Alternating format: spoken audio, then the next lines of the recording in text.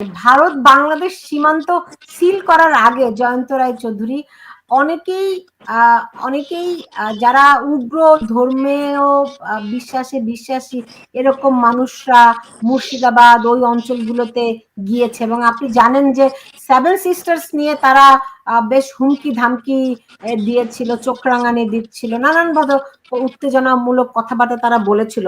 আপনাদের কি মনে হয় তাদের একটি অংশ এরই মধ্যে ভারতের ওই অঞ্চলগুলোতে অবস্থান করছে? ও করতে পারে, সেটা একটা ভয় সবসময় থাকে, এবং সেটা নিয়ে নিশ্চয়ই আমাদের ইন্টেলিজেন্স ব্যুরো এবং স্টেট ইন্টেলিজেন্স ব্যুরোগুলো এটা নিয়ে গবেষণা করছে।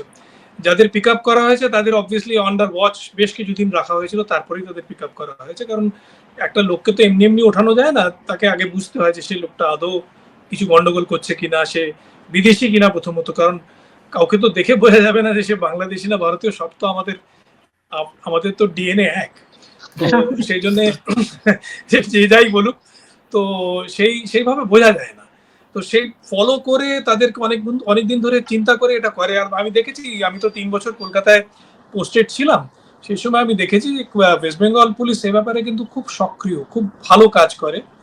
ওয়েস্ট বেঙ্গলের গোয়েন্দা ডিপার্টমেন্ট যথেষ্ট ভালো কাজ করে।